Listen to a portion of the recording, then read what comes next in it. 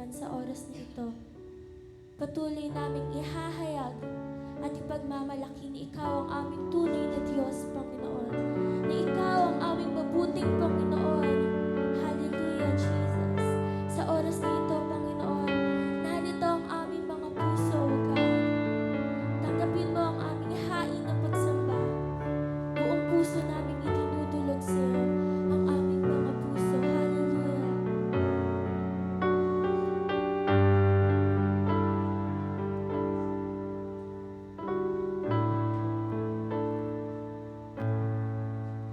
Ang puso ko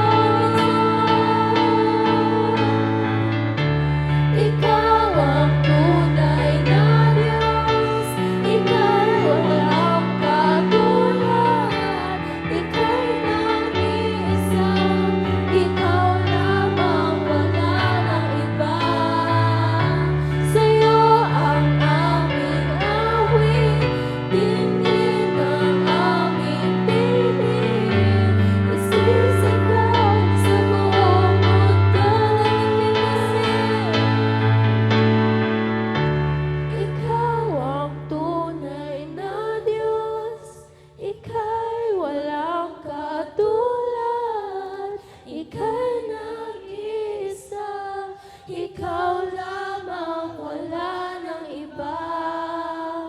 Sa'yo ang aming awit, tingin ang aming tinig, isisigaw sa buong mundo. Ikaw ang tunay na Diyos, ika'y walang katulad, ika'y nag-iisa, ikaw lamang, wala nang iba.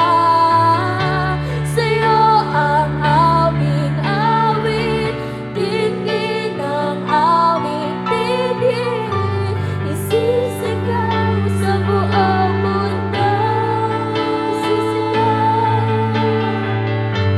Isisigaw sa buong mundo. Isisigaw sa buong mundo. Kadakilaan mo.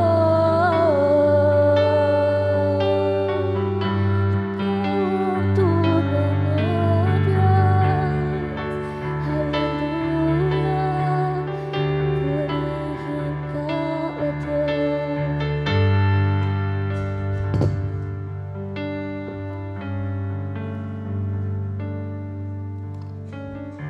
Hallelujah, Lord.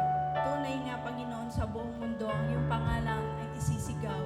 Maghari ka, Panginoon, sa amin, sa aming kalagitnaan. Patuloy kang kikilos sa bawat isa sa amin. Sa umagang ito, patuloy mong linisin ang aming mga puso. Ikaw, Panginoon, ang nakakakita sa mga nagagawa naming kasalanan, na isip, na sa gawa at na salita. Kaya't linisin mo ang aming mga puso. I-prepare mo, Panginoon. Kaya't salamat sa pagpapatawad at malayang-malaya na kami sa umagang ito ang makapakinig ng iyong banal na salita. Bigyan mo kami ng karunungan upang maunawaan namin anuman ang fresh revelation mo sa umagang ito. Salamat, Panginoon. Dalangin din namin ang magpapahayag ng iyong banal na salita, ang aming Reverend Pastor Peter Obiena. Bigyan mo siya ng karunungan, katalinuhan na nagmumula sa iyo sa pagpapahayag ng iyong banal na salita sa umagang ito. Itago mo sa iyong krus, Panginoon. Balutan mo nga ng iyong makapangyarihang dugo ang iyong gawain ito mula simula hanggang matapos. At patuloy kinakasaot namin anuman ang disturbances sa aming kalagitnaan, maaging sa aming paligid, maging ang sakit karamdaman. In Jesus' name, ikaw, Satan, wala ka ng kapangyarihan na gambalain anumang gawan kaaway. Wala ka ng kapangyarihan kapag 2,000 years ago ay ikaw ay defeated na. In Jesus' name, sa umagang ito ay patuloy na namin inaangkin ang katagumpayan, signs and wonder and miracle after preaching your word. Kaya't muli, ang pangalang Isus lamang ang may taas at kami ang may baba. Salamat, Panginoon. Ito po ang aming panalangin sa pangalan ni Jesus. Amen and amen. Amen. Hallelujah. Sa presensya ng ating Panginoon, may kagalakan. Amen. Kaya patuloy po nating awitan ng ating Panginoon. Sabik sa presensya mo. Palakpak po natin ang ating mga kamay.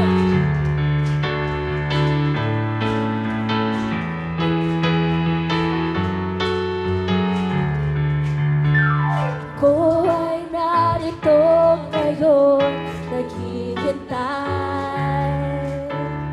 Inaasam-asam presensya mo'y muling maranasan. Ako ay narito ngayon, nananabik na makita, luwalhati ng iyong mukha. Ako'y narito ngayon, naghihintay. Inaasam-asam presensya mo'y muling maranasan.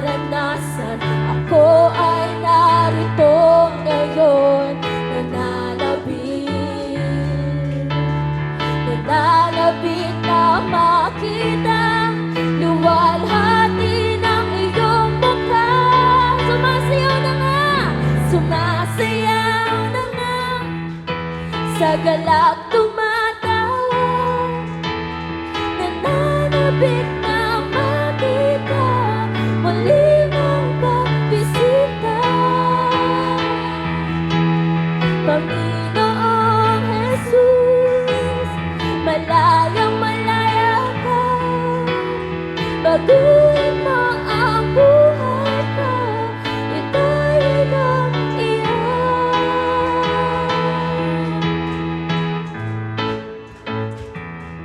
Hallelujah, Jesus! Kami nasasabik sa iyong presensya, Panginoon. Narito ngayon, naghihintay.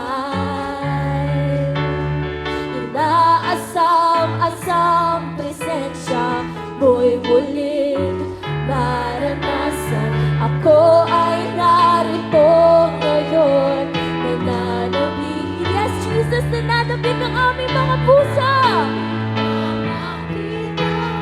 Luwalhati ng iyong mukha, sumasayaw na nga. Sa galak tumatawa, nananabik na makita, muli mong pagbisita. Panginoong Jesus, malayang malaya ka. Malayang malaya ka, baguhin mo ang buhay ko, ito'y iyong minsan pa sumasayaw. Sumasayaw na nga, sa galak tumatawa, nananabik na makita, muli mong pagbisita. Panginoong Jesus, Panginoong Jesus, malayang malaya ka, baguhin mo ang buhay ko, ito'y iyong. Let the people sing. Sumasayaw na nga, sa galak tumatawa, nananabik na makita, muli mong pagbisita. Panginoong Jesus, malayang malaya ka, baguhin mo ang buhay ko, ito'y iyong. Sumasayaw na nga, sumasayaw na nga, sa galak tumatawa, nananabik na makita, muli mong pagbisita. Panginoong Jesus, malayang malaya ka, baguhin mo ang buhay ko, ito'y iyong. Baguhin mo ang buhay ko, ito'y iyong. Baguhin mo ang buhay ko, ito'y iyong.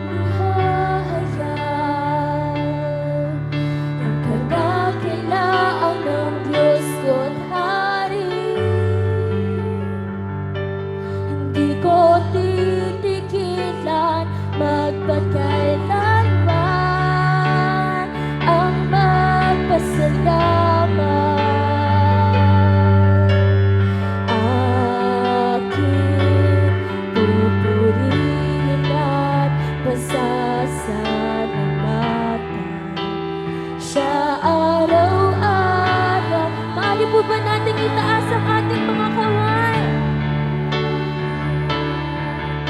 Ang kabanalan mo, ihahayag. Ang kabutihan mo, ihahayag. Ang kadakilaan mo, ihahayag. Ang ngalan mo, ihahayag. Ihahayag. Ang kabanalan mo, ihahayag. Ang kabutihan mo, ihahayag. Ang kadakilaan mo, ihahayag.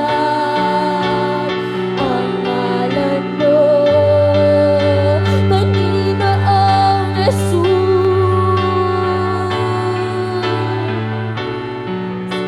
Panginoong Jesus.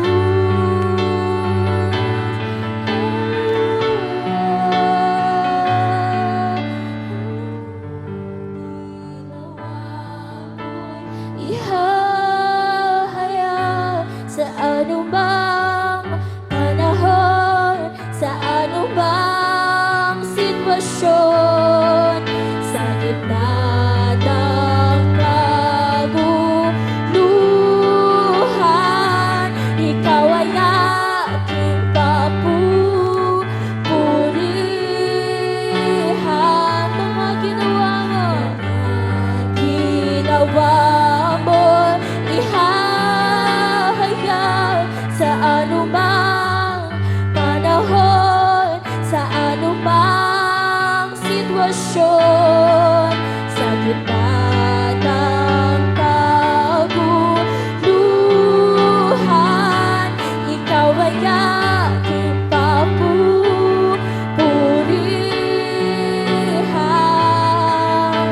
Mga ginawa mo, ihahayag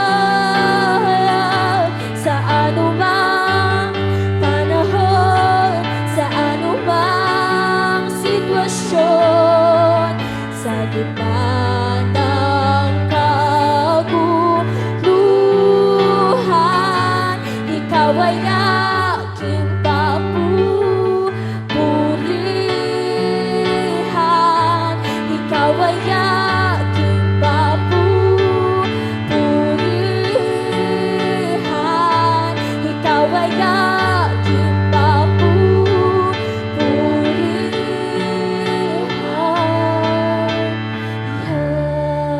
Ihahayag ang kabanalan mo, ihahayag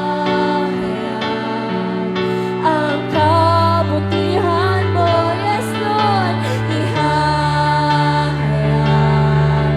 ang kadakilaan mo, ihahayag ang ngalan mo, ihahayag, ihahayag ang kabanalan mo, ihahayag ang kabutihan mo, ihahayag ang kadakilaan mo, ihahayag ang ngalan mo. Let the people sing. Ihahayag ang kabanalan mo, ihahayag ang kabutihan mo, ihahayag ang kadakilaan mo, ihahayag ang ngalan mo, ihahayag ang kabanalan mo, ihahayag ang kabutihan mo, ihahayag ang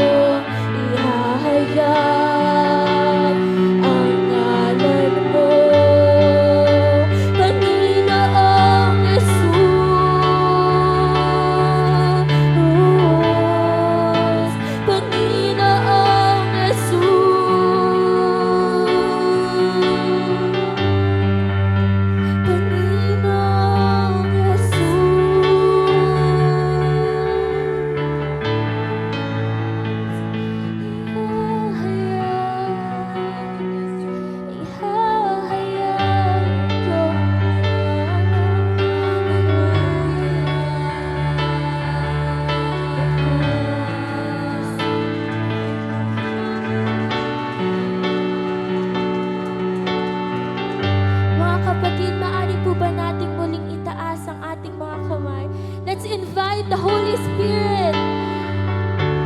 We desire you, O God. Let us feel your presence, Panginoon.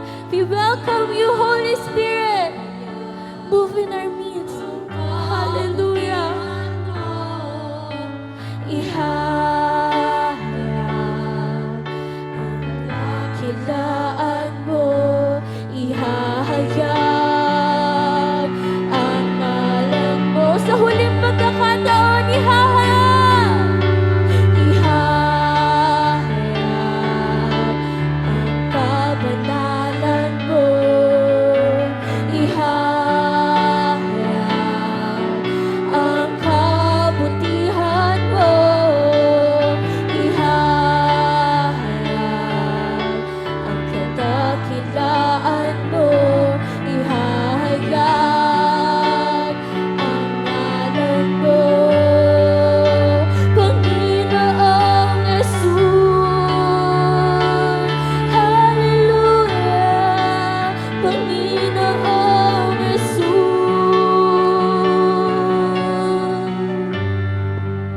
Panginoong Jesus. Purihin ka, O Diyos. Ihahayag ka. Hallelujah. Maaari po bang minsan pa natin bigyan ng malakas sa palakpak ang ating nag-iisang Diyos? Hallelujah.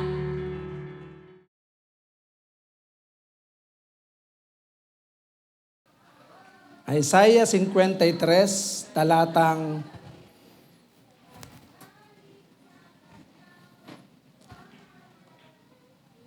Kapitulo 53, talatang 6. Okay. So, ang sabi po rito, tayong lahat ay tulad ng mga tupang naliligaw.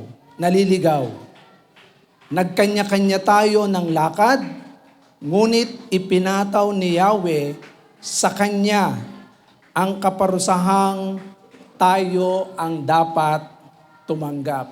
Ang Diyos po ang bahalang magpala sa Kanyang buhay at banal na salita. Pwede po bang tayo sumandaling yumuko at pumikit?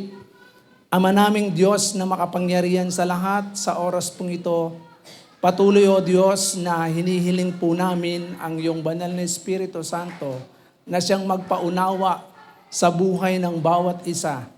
Ang salita mo, Panginoon, na nais mong ipahayag sa umagang ito upang kami ay maging matuwid sa iyong harapan.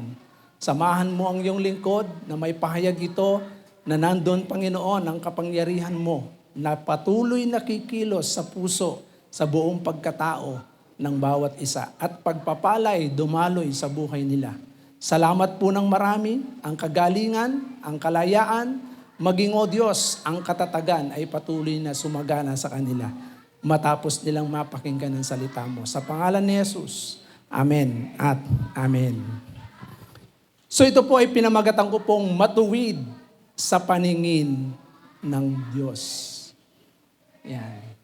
Ito pong salita ng Diyos na ating binasa ay nais ko pong ibahagi sa atin ang salita ng Panginoon na pinamagatan kong matuwid sa paningin ng Diyos. Paano po ba tayo nagiging matuwid sa paningin ng Diyos? Tanungin ko po kayo, sino po rito ang matuwid? Yan.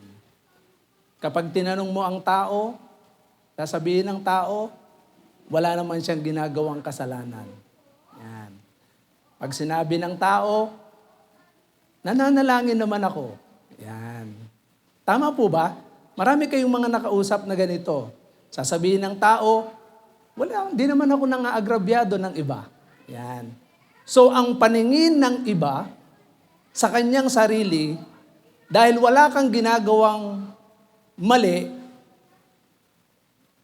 ang tingin natin ay matuwid sa paningin ng Diyos. Tama po yan, wala tayong ginagawang mali. Pero tignan po natin ang nakasulat sa banal na kasulatan. Tignan po ninyo yung sinasabi diyan. Tayong lahat ay tulad ng mga tupang naliligaw. Yan. Tupang naliligaw. Ibig sabihin yan, hindi alam ng tupa ang kanyang direksyon. At merong kanya-kanyang lakad. Tama po ba? May kanya-kanyang direksyon yan. May kanya-kanyang gustong puntahan. Kaya nga po dito po sa aklat po ng Awit 14, talatang 3 ay ito rin po ay sinasabi na silang lahat ay naligaw ng landas at naging masasama silang lahat. Walang gumagawa sa kanila ng tama. Wala ni isa man, wala nga, wala. So sinasabi ng Biblia sa lumang tipan. Pero sa bagong tipan, ano po kaya ang sinasabi? Roma 3:23. Meron po kayang matuwid? Tingnan po ninyo yung sinasabi ng Roma 3:23. Sapagkat ang lahat ay nagkasala at walang sino man ang nakaabot sa kaluwalhatian ng Diyos. Kaya nga dito, nais ng Panginoon na ipaalala at ipaunawa sa atin na walang umabot doon sa pamantayan ng Diyos. Lahat ay nagkasala. Lahat ay mali. Lahat ay naliligaw ng landas. Wala akong matuwid. Kaya kapag sasabihin ng tao, wala akong ginagawang masama, doon pa lamang po nagkakasala na. Wala siyang ginagawang masama. Ano po ang sabi ng Biblia? Tignan po ninyo. Sapagkat ang lahat ay nagkasala at walang sino mang nakaabot sa kaluwalhatian ng Diyos. Kaya lahat ay hindi matuwid sa paningin ng Diyos. Walang matuwid. Kaya nga hindi makaabot ang tao. Kapag tinignan po natin, ang daming pamamaraan ng tao, nagkanya-kanya ng landas. May kanya-kanyang pamamaraan para maging matuwid sa Diyos. May mga tao na sa paningin nila, kapag lumuhod ka dun sa altar, matuwid ka na. Kapag ikaw ay nag-sign of the cross, kahit nasa labas ka ng simbahan, matuwid ka na, nanalangin ka na. Tama po ba? Naranasan niyo po ba yon? Ako, sasaw-saw lang ako ng noon doon sa may labas Gaganon lang ako, tapos ganon lang. Yung isang tuhod ko, hindi pa nga tumutungtong yung tuhod ko doon sa simento. Ang bait ko na. Yun yung kaisipan ko. Noon. At ang tingin ko rin sa sarili ko noon, dahil wala akong ginagawa masama, ang tingin ko rin napakabait ko. Maging yung mga magulang ko, ang tingin nila napakabait ko. Pero hindi nila alam, ang dami kong kalokohan sa labas. Pero ang tingin nila sa akin, mabait. Sige nga, sino po dito nakaupo ngayon o naririto ngayon sa kalagitnaan ang hindi nagsisinungaling?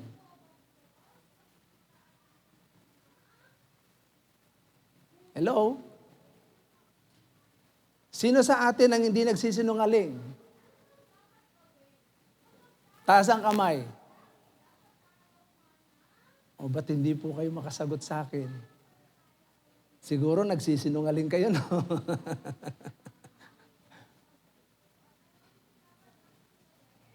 Sino sa atin dito ang mabait sa bahay? Hindi nagagalit. Meron po ba hindi nagagalit? Ha? Hello? Meron ba? Kaya, totoo ba ang sinasabi ng Biblia? Lahat nagkasala? Kaya nga, paano natin masasabing matuwid sa paningin ng Diyos? Paano tayo titignan ng Panginoon kung nagkasala tayo? Ang Diyos walang kasalanan. Paano tayo titignan ng Panginoon bilang matuwid? Kaya ba natin gawin yon? Tao. Kaya ba natin gawin na maging matuwid sa paningin ng Diyos? Meron po bang magkakapagsabi na kaya mong maging matuwid?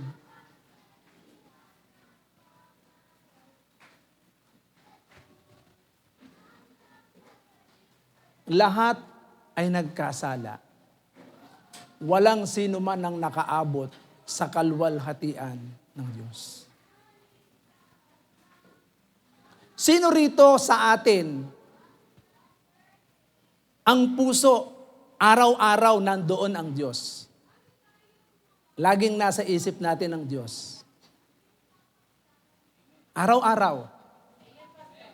Ha? Laging nasa isip ang Diyos. Amen. Bawat minuto. Nasa isip nyo ba? Baka mamaya nagsisinungaling kayo kasi mayat maya nag-iisip kayo ng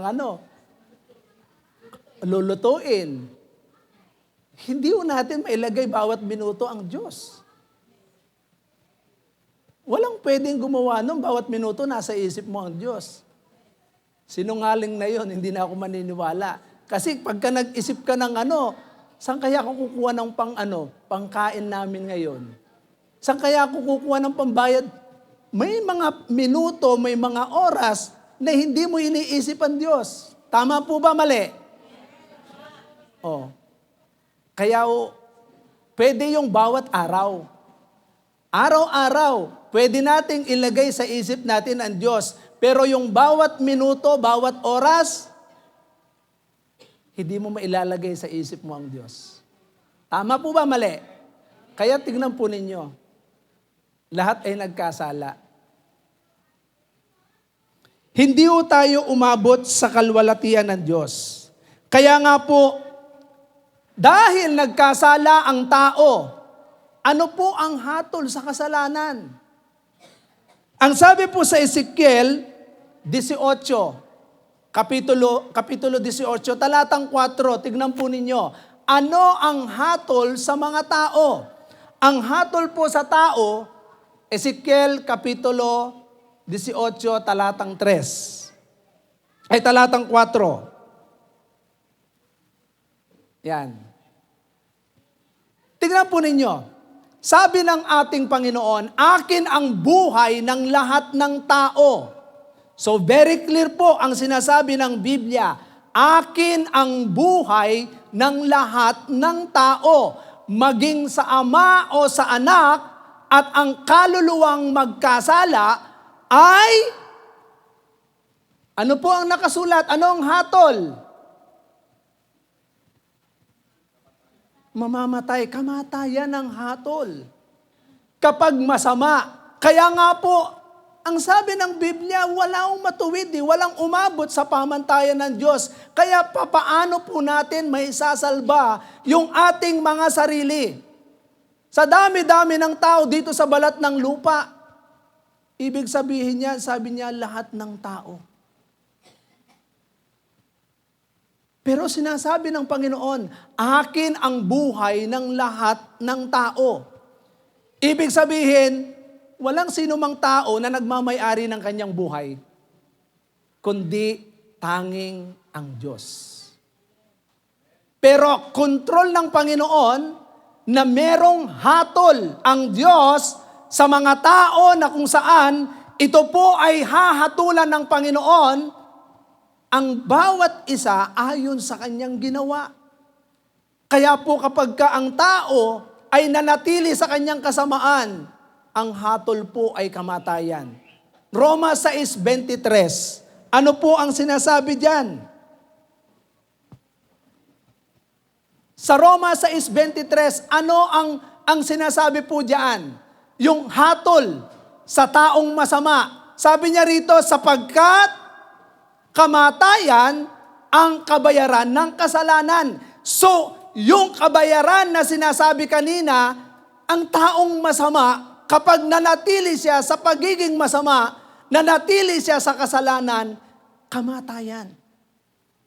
Mamamatay siya. Pero meron pong magandang balita. May magandang balita. Sapagkat ang Diyos, katulad po ng binasa natin kanina, balikan po natin yung binasa natin kanina sa Isaiah 53 verse 6. Tingnan po niya, bago natin balikan yung Roma 6:23. Sabi niya, ngunit, sa letter B, sabi niya, ngunit ipinataw ni Yahweh sa kanya ang kaparusahang tayo ang dapat tumanggap. Ito po ang magandang balita. Ang tao ay hindi pwedeng maging matuwid sa harapan ng Diyos sa sarili niyang pamamaraan. Hindi po ang reliyon, hindi yung magiging mabait ka sa sarili nating pamamaraan. Wala akong sariling bait ang tao. Kahit anong pilit mong maging mabait sa sarili nating pamamaraan. Every New Year, magsusulat ka ng New Year's resolution, hindi na ako iinom. Ngayon, bukas iinom. Hindi na ako maninigarilyo. Mamaya, maninigarilyo ka pagkatapos ng ilang minuto lang. Hindi na ako magagalit. Saglit lang, galit ka na. Hindi na ako magkakasala. Maya-maya, nagkakasala na tayo. Kaya nga po dito, salamat yung magandang balita, yung kasalanan, yung kaparusahan na dapat ang tao, tayo po ang tumanggap, inako ng Diyos. Kaya tignan po ninyo, basahin po natin yung 1-5. Ano po ang ginawa ng Diyos? Ito po ay sa lumang tipan, hula. Doon sa magandang balita. Ang magandang balita po ay patungkol po sa Diyos. Para po maranasan ng tao ito. Sabi niya sa verse 1, sumagot ang mga tao, sino ang maniniwala sa ibinabalita namin ito? Kanino mo ipinakita ang iyong kapangyarihan? Kalooban ni Yahweh na matulad sa isang halaman ang kanyang lingkod, parang ugat na natanim sa tuyong lupa. Walang katangian o kagandang makatawag pansin, walang taglay na pang-akit para siya ay lapitan. Hinamak siya ng mga tao at itinakwil. Nagdanas siya ng hapdi at hirap. Wala man lang pumansin sa kanya. Binaliwala natin siya na parang walang kabuluhan. Tunay ngang inalis niya ang ating mga kahinaan. Pinagaling niya ang ating mga karamdaman. Subalit inakala nating iyo'y parusa ng Diyos sa kanya. Verse 5, ngunit dahil sa ating mga kasalanan, kaya siya nasugatan, siya ay binugbog dahil sa ating kasamaan. Tayo ay gumaling dahil sa pahirap na dinanas niya at sa mga hampas na kanyang tinanggap. So sige, habang pong hinahanda po nila yung The Passion of the Christ, yung clip lang, kung paano pinaghahampas ang ating Panginoon. Ito po ay ang ating Panginoong Jesucristo. Nung panahon ng ating Panginoong Jesucristo ay dumaranas ng paghihirap habang buhat-buhat niya ang krus. Maging ang mga alagad niya ay lumayo. Yan po yung sinasabi sa kanya. Hindi man lang makitaan ng kahit anumang kagandahan, kay pakipatay yung ilaw. Tignan po ninyo yung itsura.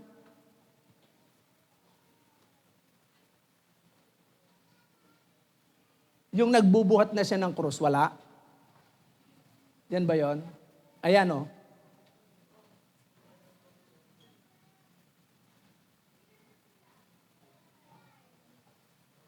Yung lahat ng latay at sugat na tinamo sa katawan ng ating Panginoon, ito po ang nagpagaling sa atin. Kaya tingnan po ninyo yan, oh.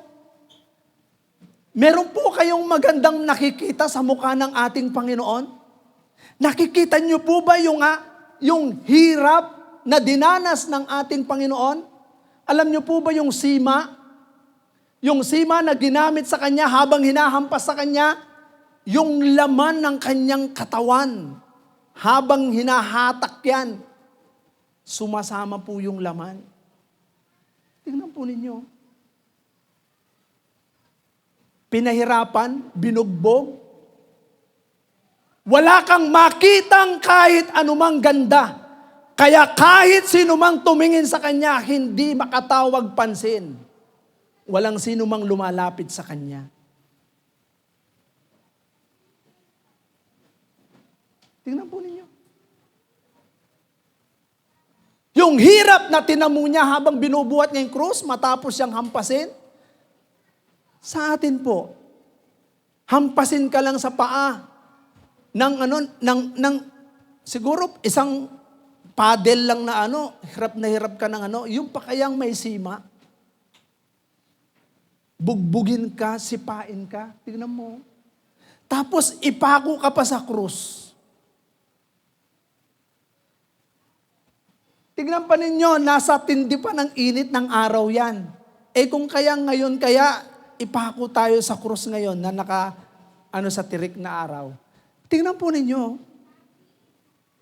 Yung parusa, yan po dapat ang parusa natin . Tayo dapat ang makaranas niyan. Pero salamat sa Panginoon, ang magandang balita na kung saan sa paningin ng Diyos ay walang sinuman ang matuwid. Pero dahil sa ginawa ng Diyos, inako niya ang lahat ng mga kasalanan na dapat sana tayo ay mapaparusahan. Yan po. Kaya yung mga latay at sugat, sabi po ng Biblia, nagsigaling po tayo. Yung dugo ng ating Panginoon na dumanak mula ulo. Tignan po ninyo yung koronang tinik. Alam niyo po ba na meron akong ginawa na koronang tinik na galing sa Palawan? Yun pala yung, ang lalaki nung tinik nun, ang tigas. Gumawa ako ng koronang tinik nasa bahay. Inuwi ko yun galing Palawan. 4 na piraso. Lalagay ko po yan sa bawat churches natin. Ang tigas. Biro mo yun, binaon sa ulo ng ating Panginoon. Ibig sabihin yung bumaon din sa ulo niya yon. Kaya mula ulo hanggang talampakan, ang dugo na dumanak sa katawan, buong katawan ng ating Panginoon, ito po ang naglinis sa atin. Kaya balikan natin yung Roma 6:23. Yung Roma 6:23.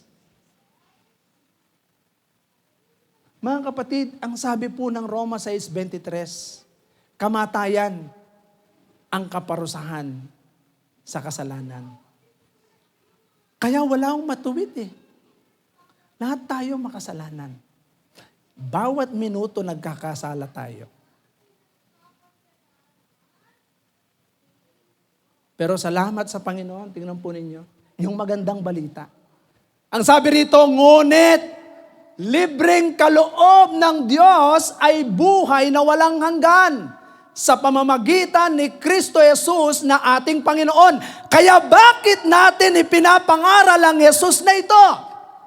Ipinapangaral natin kahit saan tayo pumunta, ibinabahagi natin ang pag-ibig ng Diyos. Bakit? Sapagkat lahat ng tao ay hindi matuwid sa paningin ng Diyos. So dahil hindi matuwid sa paningin ng Diyos, parurusahan. Kaya nga dito po, salamat sa Panginoon. Siya ay gumawa ng paraan, inako niya. Inako ng Diyos. Yung kasalanan na dapat sana tayo. Tayo yun .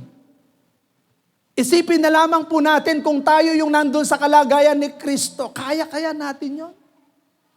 Yun lang tindi ng init natin ngayon. Di ba? Nagre-reklamo na tayo, hirap na tayo. Yun lang makarinig ka ng salita. Sa ibang tao, sasabihin sa'yo, uy, bakit ganyan yung ilong mo? Nasasaktan ka na. Paano pa kaya si Christ? Hindi siya makasalanan, pero itunuring na makasalanan. Para kahiya-hiya. Alam niyo po ba ang pagkapako sa krus doon sa Golgota? Ito po ay mga kriminal na tao.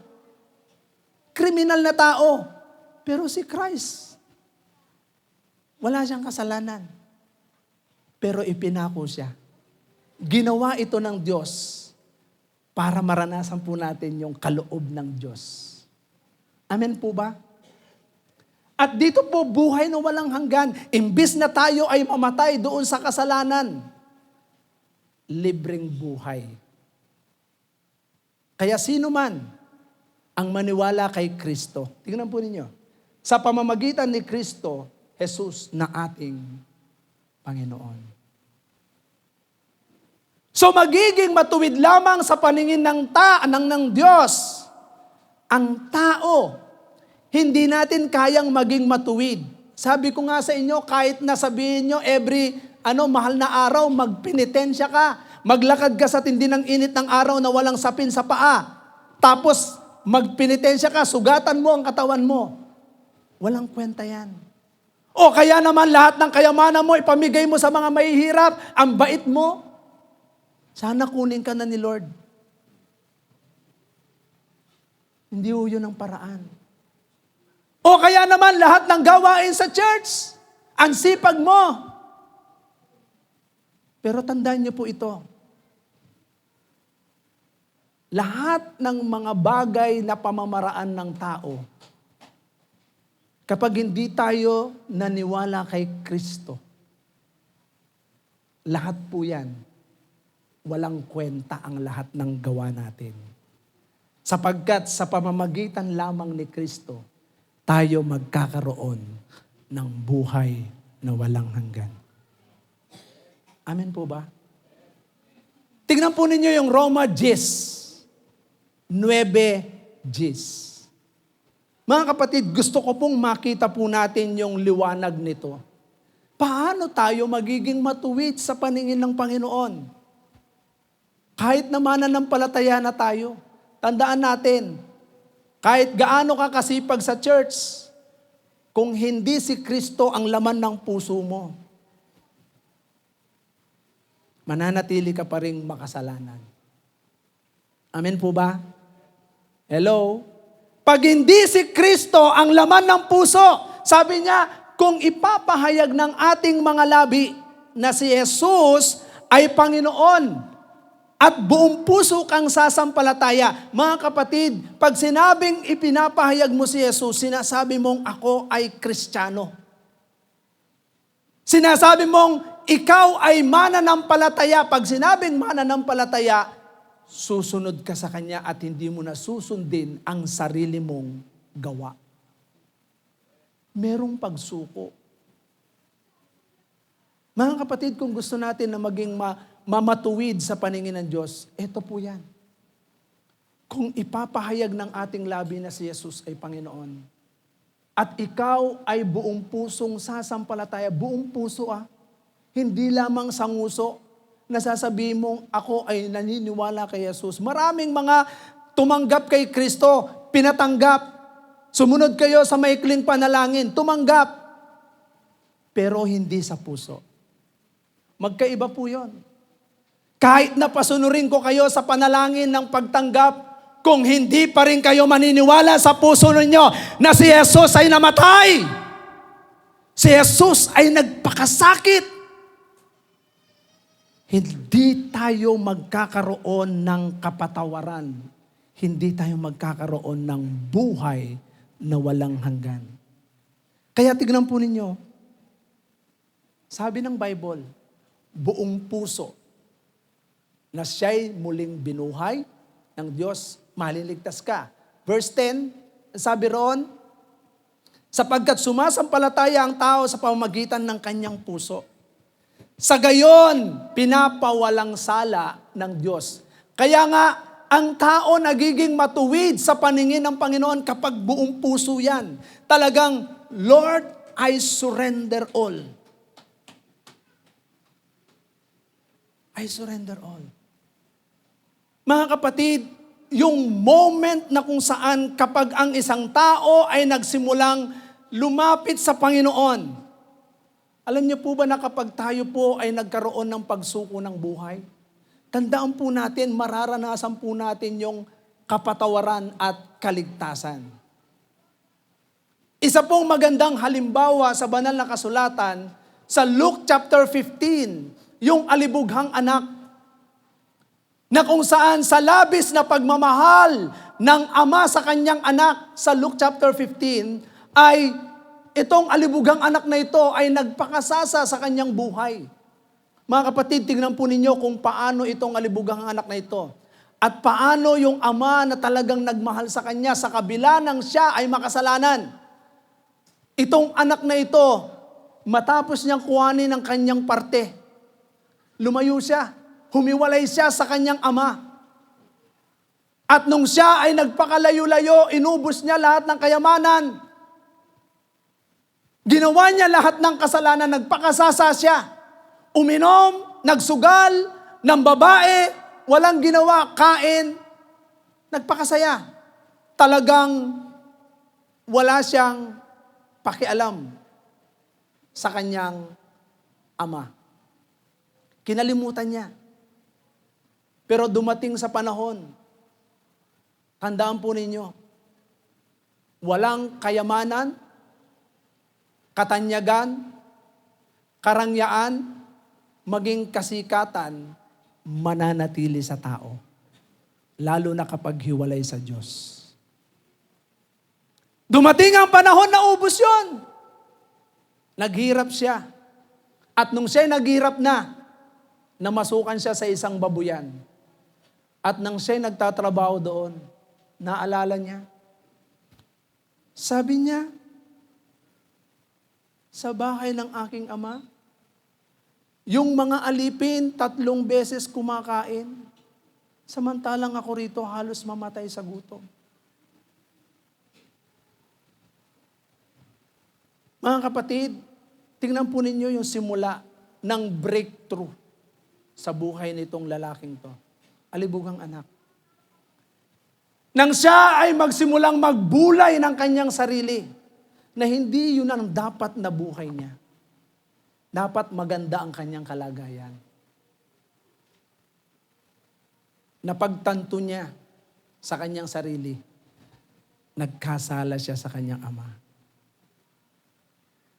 Mga kapatid, una, kung aaminin po natin sa sarili natin na tayo'y makasalanan, tayo po ay makakaranas ng pagbabago sa buhay natin. Pero kapag nananatili tayong matigas at sinasabi natin, wala akong kasalanan, walang magagawa ang Diyos sa buhay natin.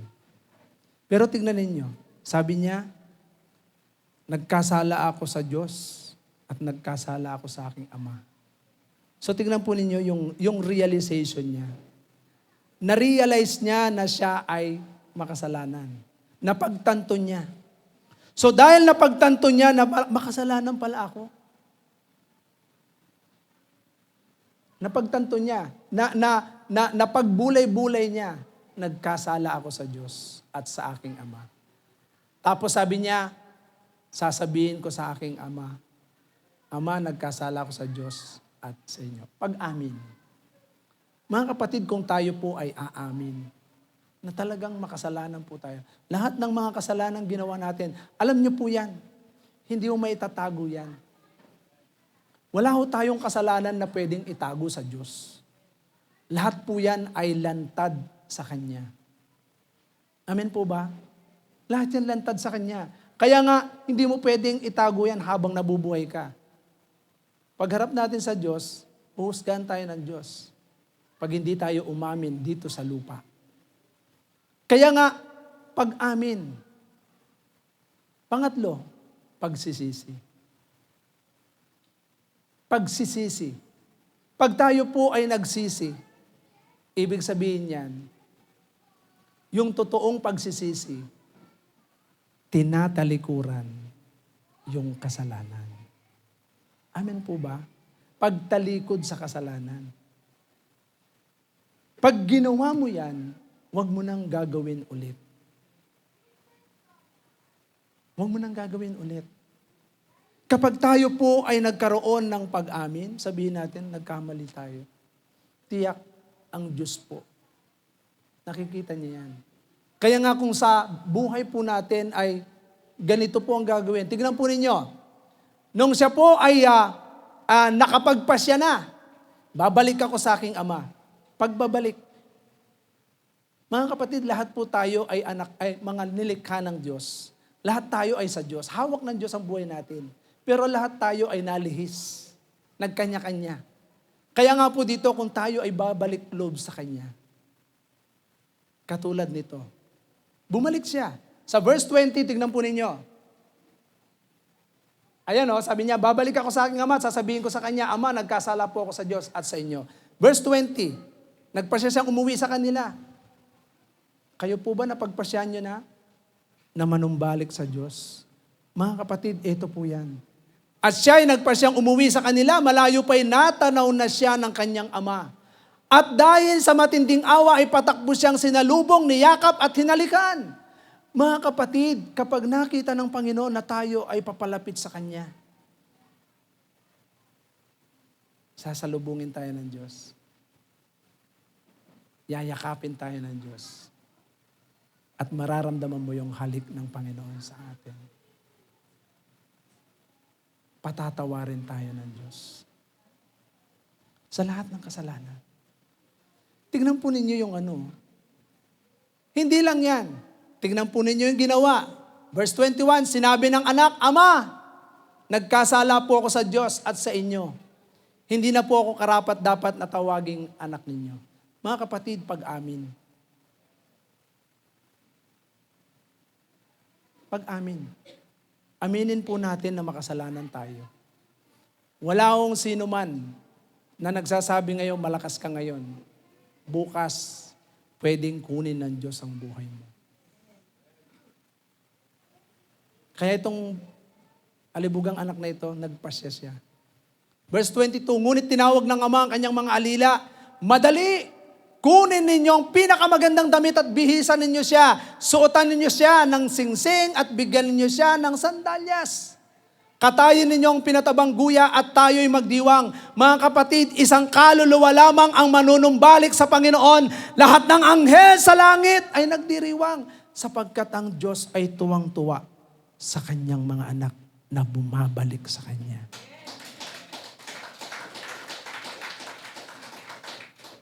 Kung tayo po'y magiging katulad nito, alam niyo po ba, hindi titignan ng Diyos ang lahat ng kamalian natin. Tignan niyo yung ama rito. Tinignan ba niya yung mga kamalian ng kanyang anak? Tinignan ba niya? Lumayas ka rito. Inubos mo lahat ng kayamanang pinagpagalang ko. Umalis ka, isa kang suwail. Meron ba kayong nakita? Wala. Tandaan po ninyo sa lahat ng mga tao na lumalapit sa Diyos at meron katulad ng puso nito na pag-amin, pagsisisi, pagtalikod, pagbabalik loob sa Kanya, mga kapatid, wala kang maririnig sa Diyos. Hahagkan ka ng Panginoon. Yayakapin ka niya at ipadadaman niya ang kanyang pag-ibig at pagmamahal. Nasasabihin sa atin ng Panginoon, halika rito. Mga kapatid, tignan po ninyo. Ganito tayo magkakaroon ng matuwid na paningin sa Panginoon. Once na ang tao ay nagsimulang sumampalataya kay Jesus. Nagsimulang sumunod sa ating Panginoong Jesus. Gusto nyo rin po bang maging matuwid sa paningin ng Panginoon? Mga kapatid, pananampalataya. Pananampalataya na meron talagang totoong pagsuko ng buhay. 1992,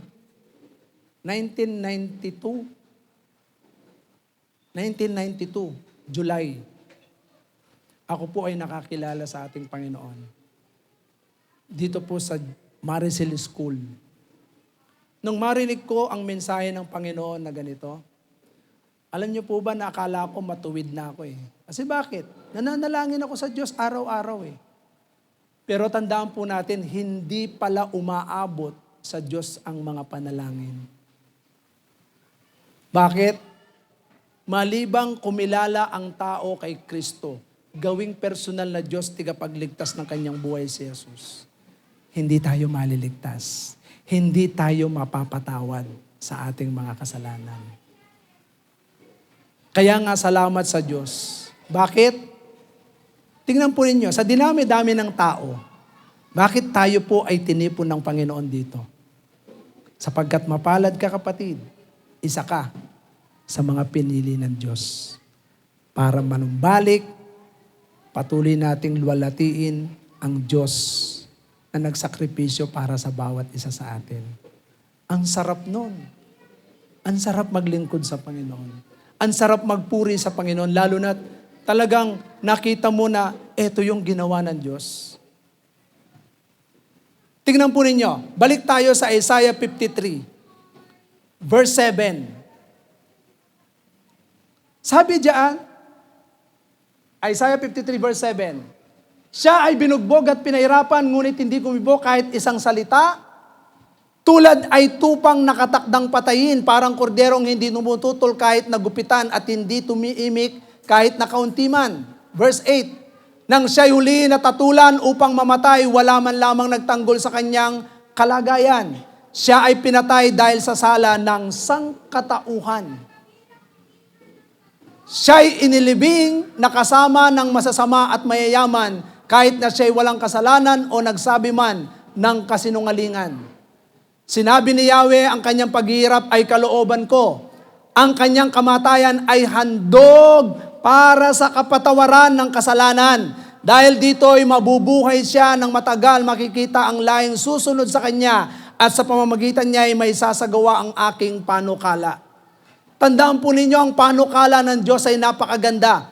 Jeremiah 29:11, sabi niya, ako lamang ang nakakaalam ng mga panukala sa buhay ng bawat isa. Hindi para sa ikasasama, kundi para sa ikabubuti. Na kung saan dapat sana tayo ay mamamatay. Pero dahil ang Diyos ay napakaganda ng plano niya, ibinigay niya si Jesus para akuin ang lahat ng kasalanan. At dito para tayo po ay magkaroon ng pag-asa. Salamat sa Panginoon.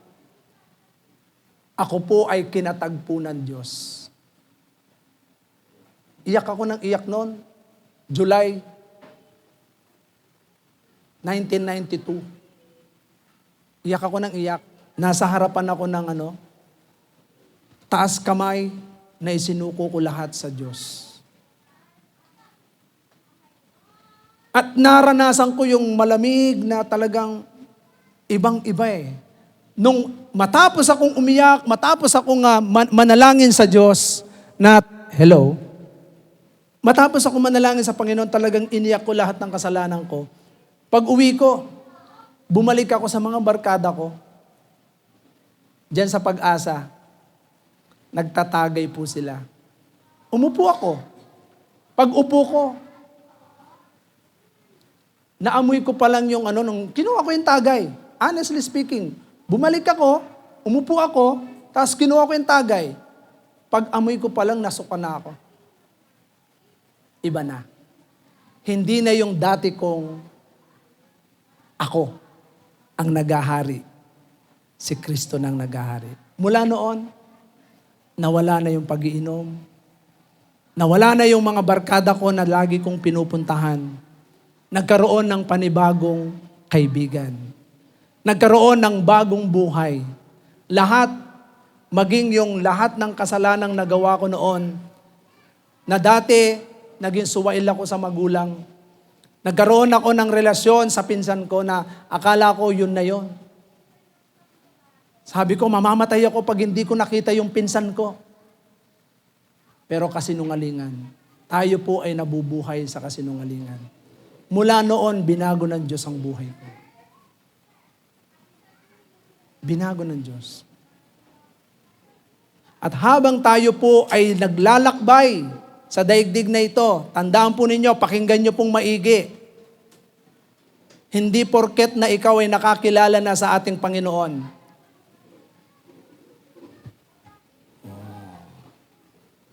Banal na banal ka na. Mga kapatid, itong daigdig na ating ginagalawan, puno ng kasamaan yan. Maraming tukso. Maraming mga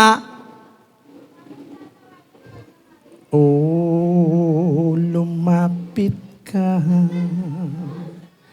Maraming pag-akay yan. Yung isip natin, dito po yan naglalaro lahat. Lahat ng mga negatibo, lahat ng bagay na kung saan aakitin ka ng dyablo, mga kapatid.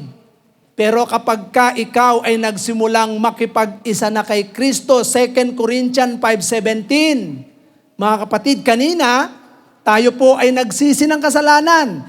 Sumampalataya tayo kay Kristo, buong puso.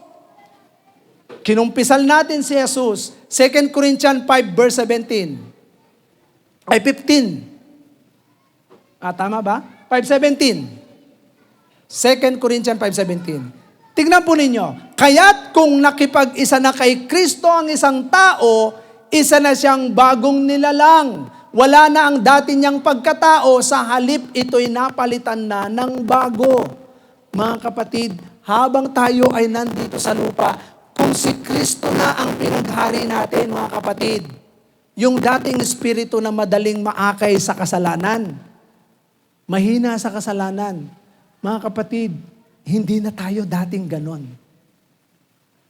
At kung magkasalaman tayo, mga kapatid, dahil hindi na tayo katulad ng dati na kapag gumawa ng kasalanan, okay lang.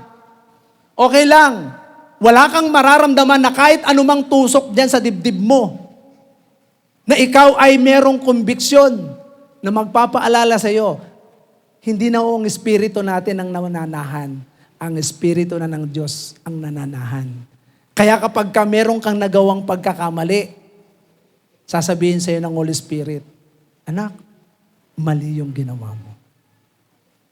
Kaya nga doon papasok ang sinasabi ng Biblia na kapag ang isang tao ay nagsimulang maging anak ng Diyos, sumampalataya kay Kristo.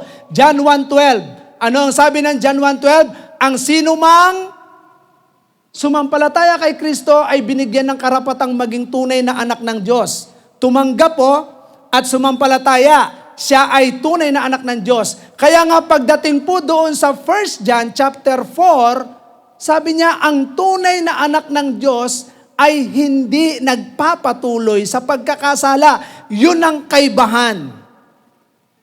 Kapag ang isang tao na naging tunay na anak ng Diyos, tingnan po ninyo, ang nakasulat sa 1 John chapter 4, na ang isang tunay na anak ng Diyos, kapag ikaw ay tunay na tumanggap na kay Kristo, hindi na nagpapatuloy sa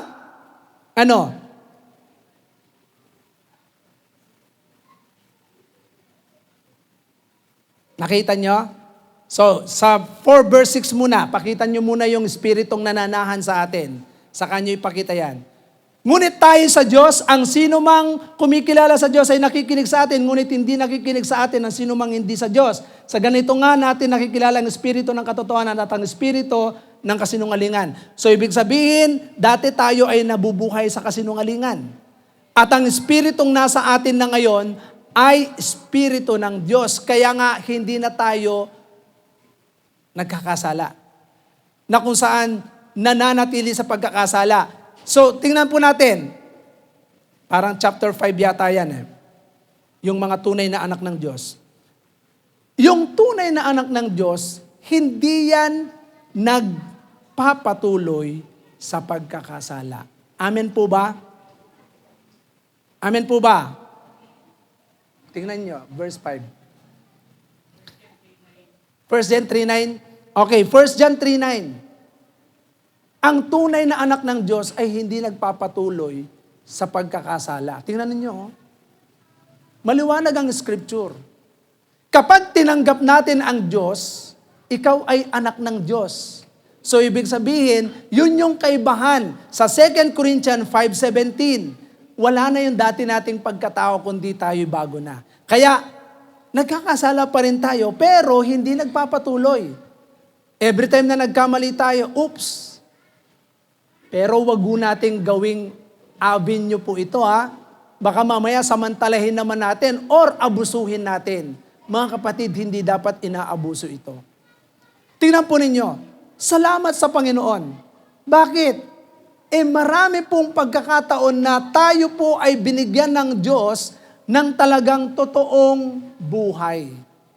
Kaya nga po dito, hindi na ho tayo tinitignan ng Diyos na masama. Hindi na tayo tinitignan ng Diyos na marumi dahil kay Kristo. Amen po ba? Kaya sa bawat isa po sa atin, kung tayo ay nagpapatuloy na sa ating Panginoon, eto ka na. Napalitan na yung pagkatao natin. Kaya mararamdaman po natin yan sapagkat yung Espiritu ng Diyos, siya po yung mangungusap. Kaya nga tingnan po ninyo, ang taong merong Kristo sa puso, pag hindi siya nakadalo ng gawain ng Panginoon, alam niyo po ba may kulang? Pakiramdam niya parang kulang. Parang hindi ako masaya ngayon. Parang hindi ako kumpleto. Meron kang hahanapin. Meron kang hinahanap na hindi mo alam kung ano yon. Pero isa lamang po yan.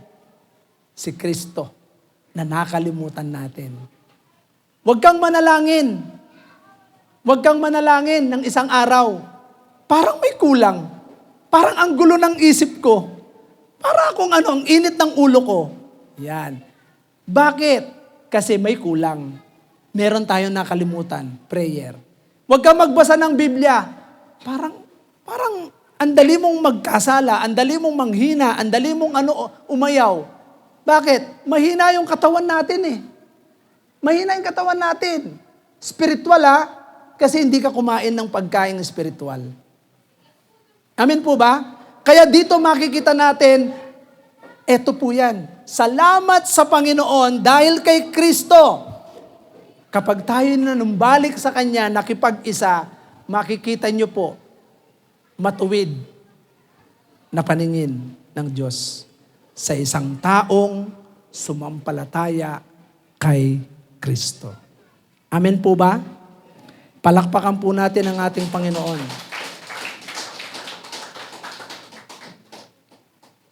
Masarap po kapag si Kristo po ay pinaniwalaan ng tao. Bakit? Sapagkat kapag si Kristo ay nasa atin, ang buhay natin ay hindi po mapapahamak.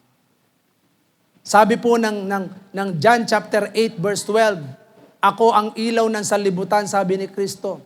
Ang sino mang sumusunod sa akin, nananalig sa akin, ay hindi nalalakad sa kadiliman. Amen po ba? Ibig sabihin, hindi na tayo lalakad doon sa masama. Hindi na tayo lalakad doon sa mga dati nating buhay, kundi lalakad na tayo sa liwanag kasi si Kristo po ay nasa atin na. Kaya tingnan nyo, magiging matuwid tayo sa harapan ng ating Panginoon kapag tayo po ay sumampalataya kay Kristo. Amen po ba? Amen po ba? Kaya ibang-ibang mag-isip ang naniniwala kay Kristo, sumasampalataya kay Kristo, ibang-iba yan. Hindi siya kaparehas nung dati na kahit na hindi ka umatin ng pagsamba, okay lang. At maagang-maaga, nandun ka sa inuman. Maagang-maaga.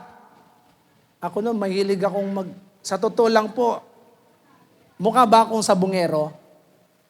Hindi.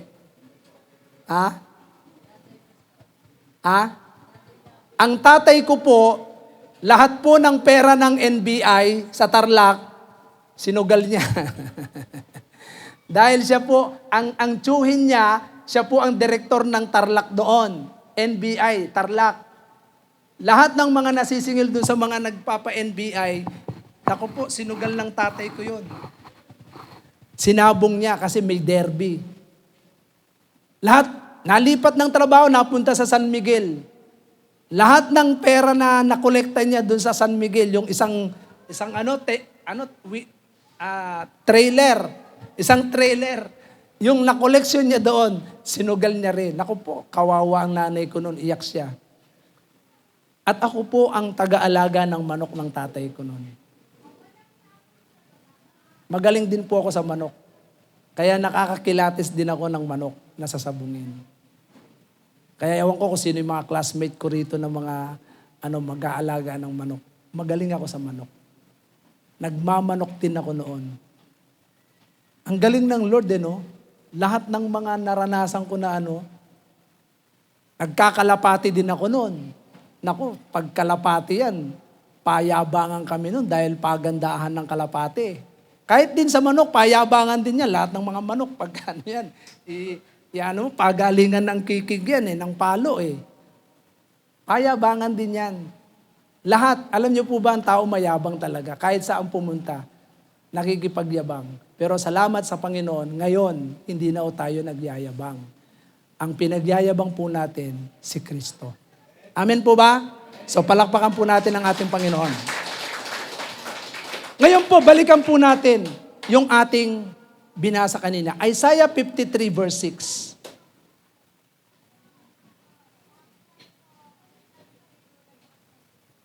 Isaiah 53 verse 6. Ano po ang sabi ng Isaiah 53 verse 6? Sabi niya, tayong lahat ay tulad ng mga tupang naliligaw. Nagkanya-kanya tayo ng lakad, ngunit ipinataw ni Yahweh sa Kanya ang kaparusang tayo ang dapat tumanggap. Mga kapatid, ganyan tayo kamahal ng Diyos. Kaya nga kung nabasa na ninyo at naririnig nyo palagi yung John 3:16, gayon na lamang ang pag-ibig ng Diyos sa makasalanan sa libutan, ibinigay niya ang kaisa-isang bugtong na anak upang sino man sumampalataya hindi na mapahamak, bagkus magkaroon ng buhay na walang hanggan. Tandaan po ninyo, plano ng Diyos yan, na walang mapahamak sino man. Sa Luke chapter 19 verse 10, na kung saan lahat ng tupang naliligaw, hinahanap ng Diyos yan. 19 verse 10. Tingnan ninyo, kasi nalintulad tayo sa tupang ligaw Ang anak ng tao ay naparito upang hanapin at iligtas ang naligaw. Sino yung naligaw? Tayo. Kaya salamat, iniisa-isa tayo ng Panginoon. Kahit saan tayong lugar. Sa tingin nyo, isang lugar lang po tayo? Hindi. Iba-ibang lugar. May Bulacan. Merong Capiz. Merong, anong probinsya nyo? Pangasinan. Si sister, anong probinsya nyo? Masbate. Si sister, anong lugar nyo? Sambuanga. O tignan nyo, ako, Tarlac ako, pero nandito ako sa Manila.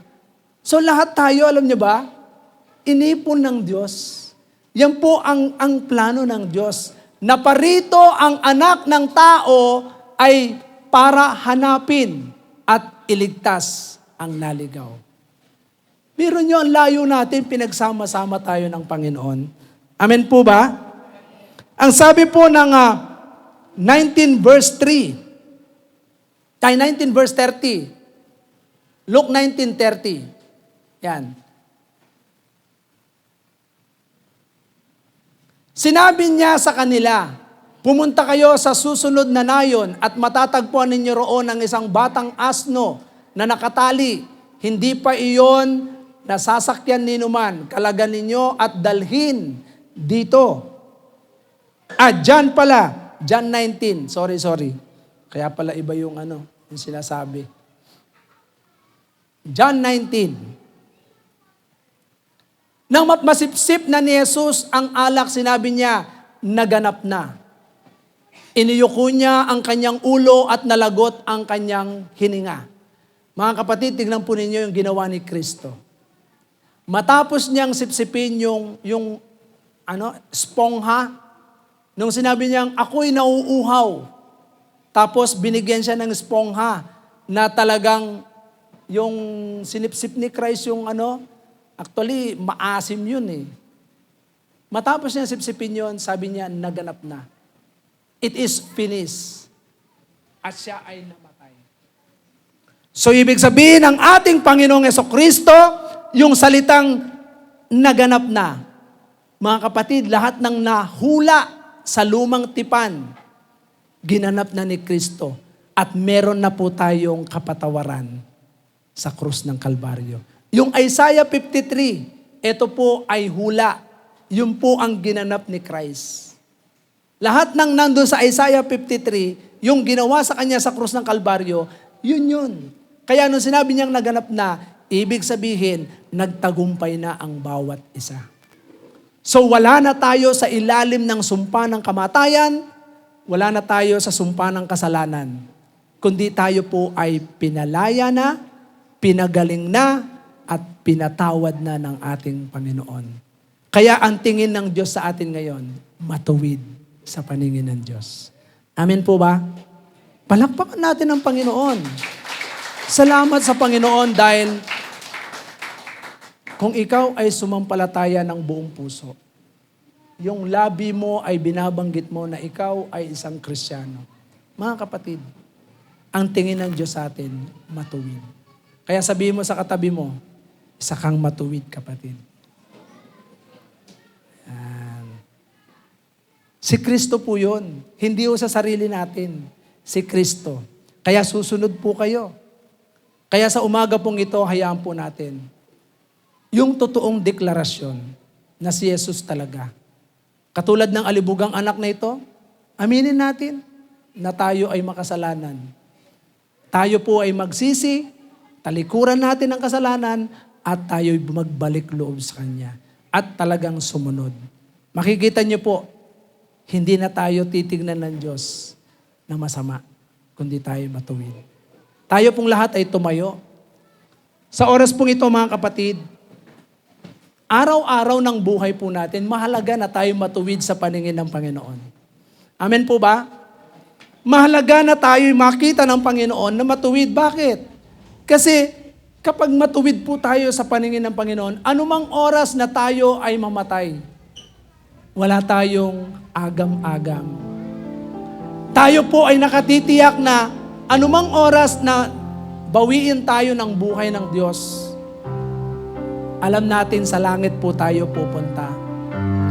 Kaya sa umaga pong ito, hayaan po natin, alalahanin po natin yung ginawa ni Kristo sa krus. Hayaan po natin na patuloy po nating bulayin. Salamat sa Panginoon. Sa krus ng Kalbaryo, tayo ay naging matuwid.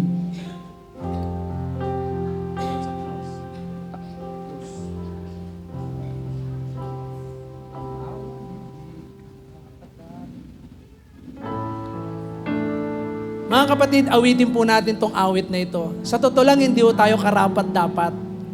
Pero salamat sa dakilang pag-ibig ng Diyos sa atin. Naging matuwid po tayo. So, yung biyaya niya, mga kapatid, hindi tayo karapat-dapat pag-ukulan ng wagas na pag-ibig, pagsinta, maging yung habag ng Diyos. Pero tingnan po ninyo, sabi niyo, inako niya yung kasalanang dapat tayo ang maparusahan. Awitin po natin. Pawang hindi karapat-dapat pag-ukulan ng habag at wagas mo pagsinta.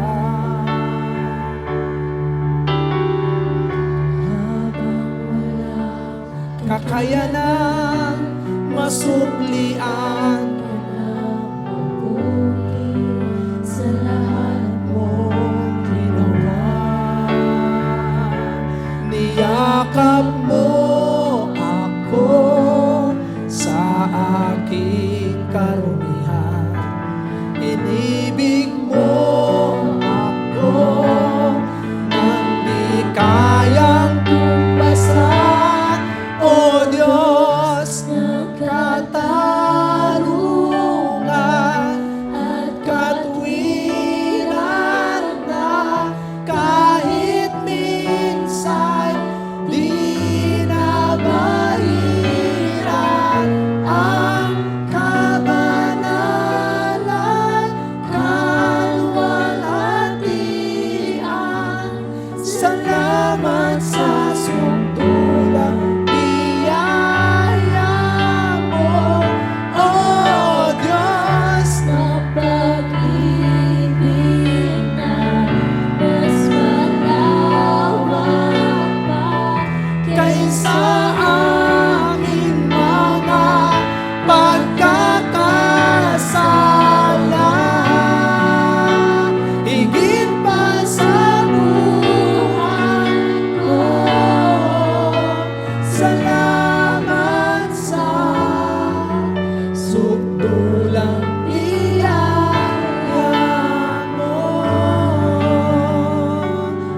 kapatid, tingnan po ninyo yung biyaya ng Diyos.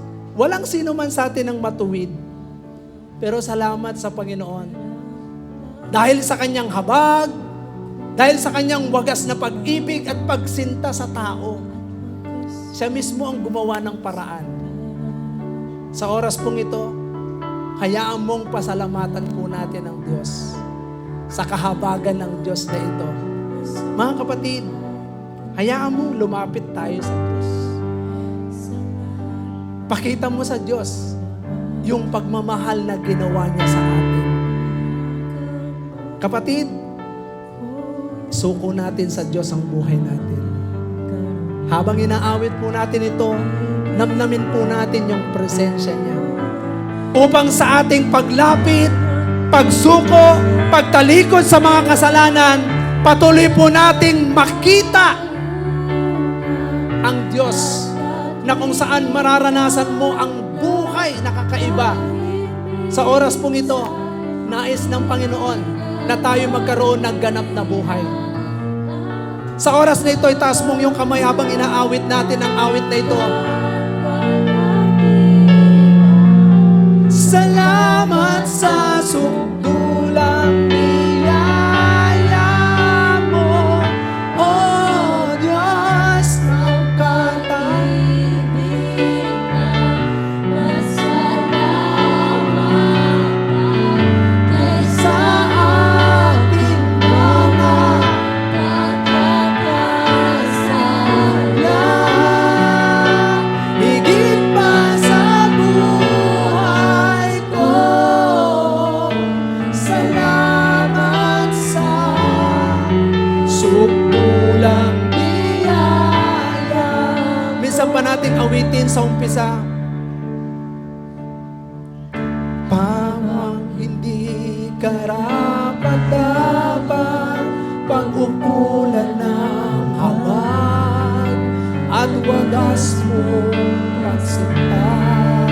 Sa oras nito, kung nais mong isuko sa Panginoon ang lahat ng kasalanan nagawa natin, sapagkat lahat ng ito alam ng Diyos. Habang ikaw ay lumalapit sa Panginoon, ang Diyos ay nakatunghay sa iyo ngayon. Ako sa aking karumihan, ininis mo ako nang di kayang pumbasan. O Diyos ng katarungan, At katwiran kahit minsan di nabahiran ang kabanalan, kalwalhatian. Salamat sa sukdulang biyaya mo, O Diyos ng pag-ibig na masalamat kaysa aking mga pagkakasala. Higit pa sa buhay ko. Salamat sa sukdulang biyaya mo.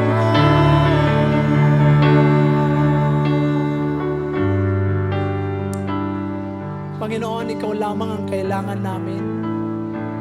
Salamat sa ginawa mo sa krus ng Kalbaryo. Salamat, O Diyos, sapagkat ipinataw mo sa iyong balikat ang kasalanan na dapat kami ang maparusahan. O Diyos, kami ay mga tupang ligaw na naligaw. Pero salamat, isa-isa mo kaming kinatagpo. At ngayon ay narito po kami upang talastasin po namin ang kapangyarihan ng ginawa mo sa krus ng Kalbaryo. Sa oras na ito, mga kapatid, patuloy kang magpasalamat sa Diyos na umibig sa iyo. Patuloy mong parangalan ng Diyos sa buhay mo habang ikaw ay nabubuhay. Hayaan mong sa oras na ito, paglingkuran mo ang Diyos na namatay para sa iyo, para sa atin. Panginoon, salamat po. Hayaan mo, Panginoon, maranasan nila. Ano man ang naranasan kong pagbabago, nang ikaw ay maranasan ko sa buhay ko. Ngayon din po, Diyos, katagpuin mo po sila. Hayaan mong ang Espiritu Santo ay pumasok sa kanilang mga puso at magkaroon ng bagong pagkatao sa pamamagitan ng pakikipag-isa sa iyo. At sa pakikipag-isang ito, Panginoon, ay ipapahayag nila na ikaw ay Diyos. Ikaw ay Panginoon, tagapagligtas ng kanilang buhay at buong pusong susunod at sasampalataya sa iyo. Kapatid, sa oras na ito, sa iyong pagtalikod sa kasalanan, sa iyong pagsuko ng buhay sa Diyos, patutunayan ng Diyos sa buhay mo na siya'y tapat sa lahat ng oras. At ikaw ay magkakaroon ng ganap na buhay. Panginoon, salamat po. Katagpuin mo ang bawat isa. Ano man ang iyong pangangailangan, kapatid, sa araw na ito, sumampalataya ka sa Diyos, sapagkat ang Diyos ay nagmamalasakit, ang Diyos ay nagmamahal sa iyo, ang Diyos alam niya kung ano ang iyong kailangan. At sinabi ng Biblia, kapag inuna mo ang paghahari ng Diyos at ang kanyang katwiran, idadagdag niya ang iyong kailangan. Kapatid, manalig ka ngayon. Ano man ang iyong kailangan, ay kinatagpo na ng Diyos. Itaas mo minsan pa ang kamay mo. Kailangan mo ng kagalingan, kailangan mo ng pananalapi, kailangan mo ng kapayapaan. Si Jesus lamang ang kailangan. Jesus lamang ang katugunan. Si Jesus lamang, si Jesus lamang ang kailangan. Tagapagligtas, tagapagligtas at manggagamot, manggagamot. Oh, hallelujah! Oh, hallelujah! Siya lamang, siya. Kapatid, nananampalataya ka ba sa oras na ito? Patuloy kang manalig sa Panginoon. Si Jesus lamang, Jesus lamang ang katugunan, ang katugunan. Si Jesus lamang, si Jesus lamang ang kailangan, ang kailangan. Tagapagligtas, tagapagligtas at manggagamot, at manggagamot. Oh, hallelujah!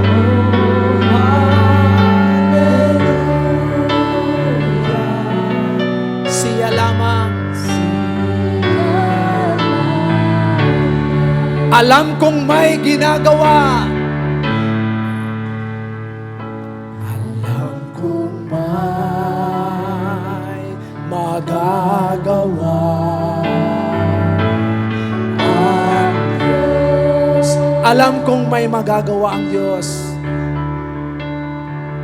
Alam kong may magagawa ang Diyos. Kung ako'y magtatapat, kung ako'y magtatapat at sa Kanya ay susunod. Alam kong may magagawa. Kung may magagawa ang Diyos. Kung ako'y magtatapat, kung ako'y magtatapat at sa Kanya ay susunod, alam kong may magagawa ang Diyos. Kapatid, sa oras pong ito, habang ikaw ay nakayukot, nakapikit, manalig ka na meron ng ginawa ang Diyos sa iyong buhay, sa iyong pamilya. Manampalataya ka sapagkat ang Diyos sa langit ay makapangyarihan. Alam niya ang lahat ng iyong nararamdaman. Alam ng Diyos ang iyong puso. Umiyak ka sa Panginoon. Ilapit mo sa Diyos yan. Sapagkat tanging siya lamang ang makapangyarihan. Sabi niya kanina sa kanyang salita, hawak ko ang lahat ng buhay ng tao. Kaya lumapit tayo sa may hawak ng buhay natin. Panginoon, sa oras pong ito, narito ang mga babae at lalaki na patuloy na nananalig sa iyo. Katagpuin mo po sila sa lahat ng kanilang pangangailangan. Hindi ko po alam, pero sa oras na ito, Panginoon, ako po ay dumadalangin at ayon sa iyong salita, sinabi mo, Panginoon, humingi kami sa iyo sa pangalan mo at tutugon ang Diyos at gagawin mo ito, Panginoon, sapagkat napararangalan ng Ama kapag tinutupad ang aming mga panalangin. Dahil sa sinabi mo, Panginoon, sa pangalan ni Jesus, ay tinanggap na ng iyong mga anak ang kanilang kahilingan. Nagpapasalamat kami, Panginoon.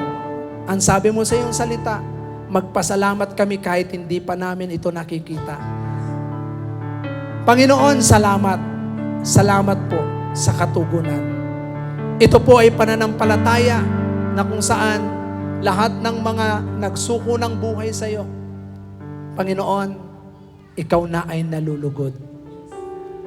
Kinalulugdan na kayo ng ating Panginoon. Sa oras na ito, palakpakan natin ang Diyos na buhay. Pasalamatan mo ang Diyos na buhay. Purihin mo siya. Dakilain at sabihin mo, salamat Panginoon sa buhay na walang hanggan. Salamat Panginoon sa kapatawaran. Salamat Panginoon sa bagong buhay. Salamat o Diyos sa bagong pagkatao. Panginoon, salamat po sapagkat ikaw ay tapat at sa lahat ng bagay ay sapat. Panginoon, sa iyo po ang lahat ng papuri. Pasasalamat sa pangalan ni Jesus. Amen at amen.